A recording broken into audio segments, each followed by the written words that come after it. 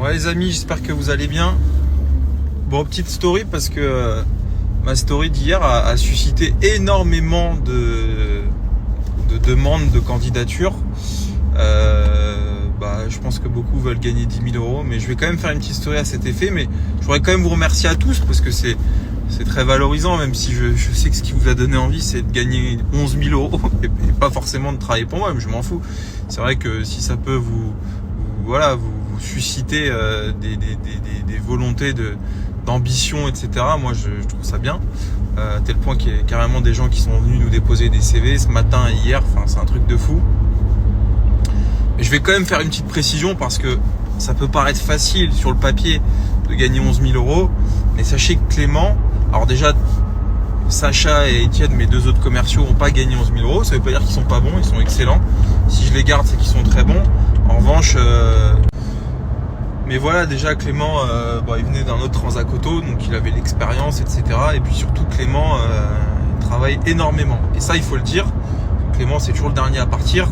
Moi, je reçois des notifications à chaque fois quand l'alarme se met en route et se désactive. Et je vois à chaque fois que vers 20h30, Clément quitte le garage et il travaille du lundi au samedi. Donc, bien évidemment, c'est pas si simple que ça. Clément et Sacha tournent autour de 4-5 000 euros net. C'est bien quand même, franchement c'est des beaux salaires. Il faut quand même garder à l'esprit que la plupart des gens gagnent, je dirais 1 800 euros en France, ça doit être la moyenne. Donc 5 000 euros c'est quand même énorme. Mais effectivement, Clément performe. Et voilà, ça suscite l'engouement de votre part et tant mieux. Mais ce sera pas aussi simple que ça, sachez-le. De toute façon, d'une manière générale, pour gagner 10 000 euros, il faut travailler énormément. Et ça, il faut que vous en ayez conscience. Parce que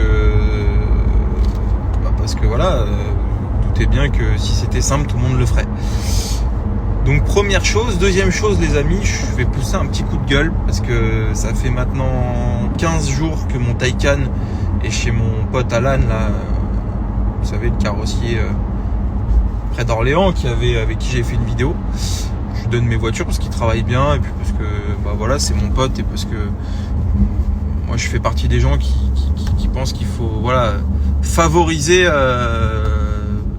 faire travailler ses amis plutôt que des inconnus, ou en tout cas voilà. Et puis bon, il bosse très bien. C'est factuellement toutes les voitures que je lui ai envoyées, c'était du travail irréprochable. Et pourtant les carrossiers, il y a souvent à boire et à manger, tu vois. Je dis pas que voilà, mais c'est quand même, tu vois, j'ai été très déçu des carrossiers en règle générale. Mais là n'est pas le sujet, on va pas faire un débat sur les carrossiers, mais plutôt sur les experts. Vous savez à quel point je déteste cette profession. L'expert est passé il y a 15 jours maintenant, puisqu'il est passé très rapidement suite au dépôt de mon véhicule donc à la carrosserie. Ça fait 15 jours maintenant qu'on attend le rapport d'expertise. Qui, soit dit en passant, est un rapport on ne peut plus simple parce qu'il y a un pare-choc et une jante et 2-3 conneries, mais clairement c'est pas tu vois, il n'y a pas besoin de 15 jours pour chier un rapport, tu vois. On est loin d'une procédure d'expert. Enfin, toi, c'est vraiment un truc simple, pare-choc, jante, boum, fin de l'histoire. 15 jours que du coup j'ai pas mon véhicule, 15 jours qu'Alan a un véhicule en plein milieu de sa carrosserie qui attend d'être réparé, parce que sans le rapport d'expert, il peut pas commencer les travaux puisqu'il sait pas ce que l'expert a mis.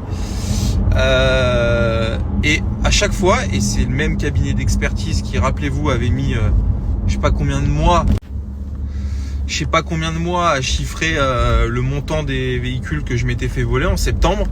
Et c'est ce qui était en fait, c'est ce qui permettait de débloquer l'indemnisation de la part de l'assurance. Parce qu'il faut savoir que les assurances délèguent ce travail au cabinet d'experts, et une fois qu'ils ont le chiffrage, ensuite ils débloquent l'indemnisation.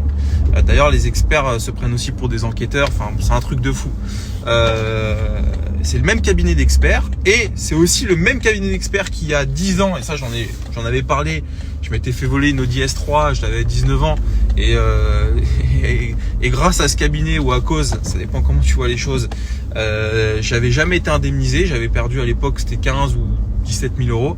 Je m'étais carrément assis sur mon indemnisation. J'avais pris un avocat, Sébastien Dufour à l'époque. Enfin, il y a une vraie histoire là-dessus, mais j'en parlerai. C'est le même cabinet d'experts.